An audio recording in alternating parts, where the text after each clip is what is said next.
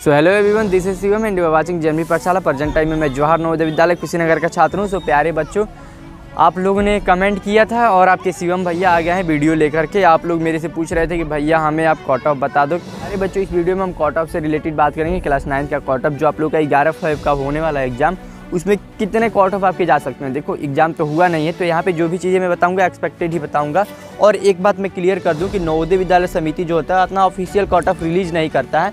तो जो भी चीज़ें यहाँ पे मैं बताऊंगा अपनी ही मर्जी से बताऊंगा। और कोई भी यूट्यूबर या कहीं से भी आप कट ऑफ वगैरह देखते हो, वो सभी वो अपनी मर्जी से ही बताते हैं। तो ऑफिशियल कट ऑफ कोई भी नवोदय का ऐसे रिलीज नहीं होता है। तो आपको ऐसे चिंता नहीं करना है, क्योंकि आपके शिवम भैया जो भी चीज़ें बताएंगे ऐसे एनालिसिस के बेसिस पे ही बताएंगे। तो यहाँ पे कुछ चीज़ें मैं आपको एकदम सटीक तरीके से बताता रहूँगा।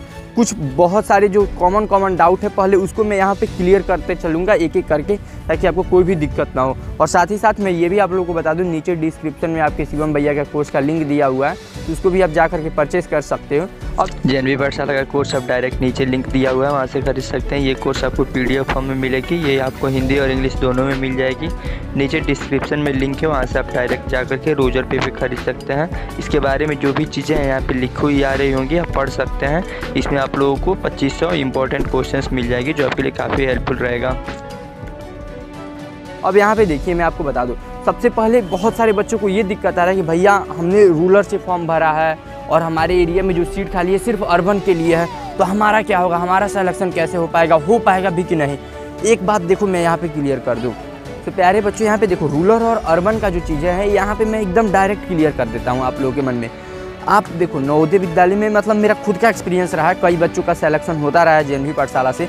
तो मैंने एक चीज़ देखा है कि रूरल और अर्बन का ज़्यादा मैटर नहीं करता। मतलब कई बार होता है कि रूरल में सीट खाली नहीं रहता है, बच्चों का बिल्कुल भी नहीं रहता है, फिर भी सिलेक्शन हो जाता है अर्बन वालों बच्चों की सीट पे।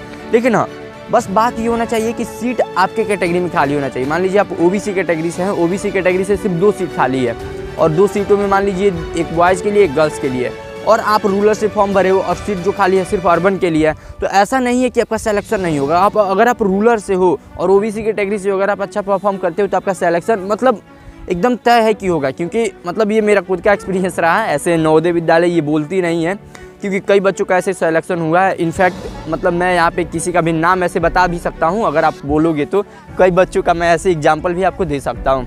सो प्यारे बच्चों, देखिए अब हम आते हैं डायरेक्ट कट ऑफ वगैरह के बारे में। देखिए यहाँ पे मैं आपको बता दूँ कि आप किस कैटेगरी वगैरह से हो, इस पर भी कट ऑफ वेरी करता है। लेकिन इससे अच्छा एक सबसे बेहतरीन चीज़ आप ये समझ जाओ कि नवोदय विद्यालय में जो थोड़ा क्लास 9 में जो सिलेक्शन होता है वो थोड़ा डिफरेंट टाइप से होता है। क्लास 6 में क्या होता है कि 80 बच्चों का सिलेक्शन होना है तो हो जाता है, लेकिन क्लास 9 में सीटें बहुत कम होती है। 1-2 सीटें खाली होती है, 3-4 सीटें खाली होती हैं, इतना ही सीटें ज़्यादा से ज़्यादा खाली होती हैं।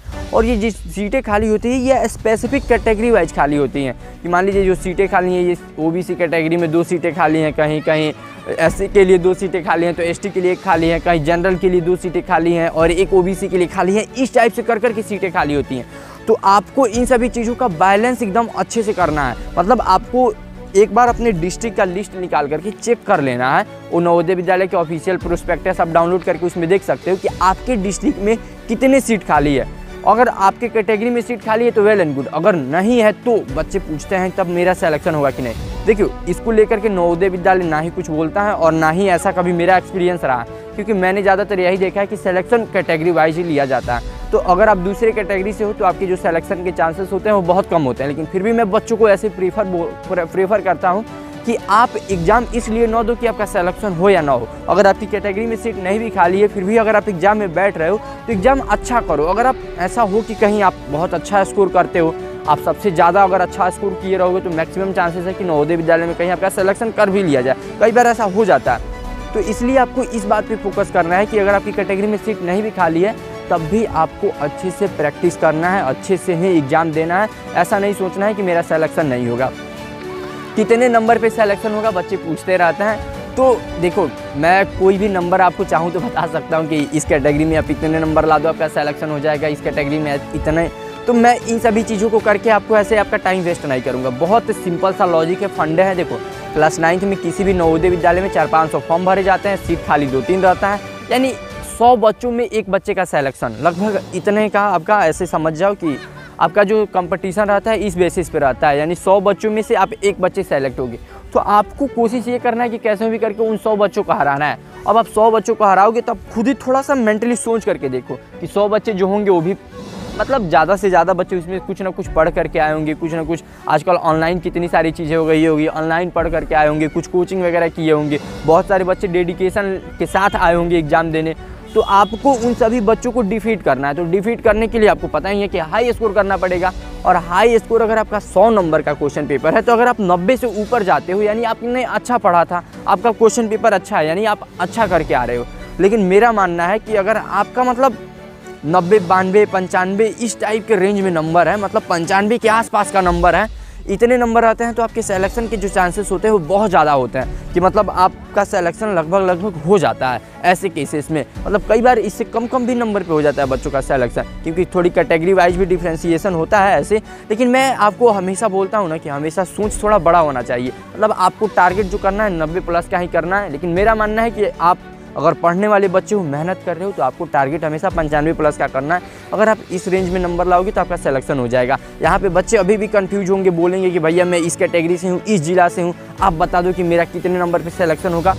ये जो सिलेक्शन की प्रोसेस है ये पूरा का पूरा ओवरऑल आप 9th के लिए समझ जाओ कि सेम ही होता है। हर एक डिस्ट्रिक्ट में जो फॉर्म वगैरह भरे जाते हैं 9th में अप्रॉक्स इतना ही भरा जाता है। किसी नवोदय विद्यालय में थोड़ा नवोदय विद्यालय ज़्यादा प्रचलित होता है, विकसित होता है, वहाँ पे 1000 के आसपास फॉर्म भर दिए जाते हैं। वहाँ पे कंपटीशन थोड़ा ज़्यादा हाई हो जाता है, तो वहाँ पे आपको जो मार्क्स वगैरह लाना पड़ सकता है, वहाँ पे 95 प्लस भी स्कोर कई बार चले जाता है। तो इन सभी चीज़ों का भी ध्यान रखना है कि आपका जो डिस्ट्रिक्ट है वो कितना पॉपुलर है, कितने ज़्यादा उसमें पॉपुलेशन वगैरह है, कितने ज़्यादा उसमें बच्चे फॉर्म अप्लाई कर रहे हैं, इन सभी चीज़ों पर भी डिपेंड करता है।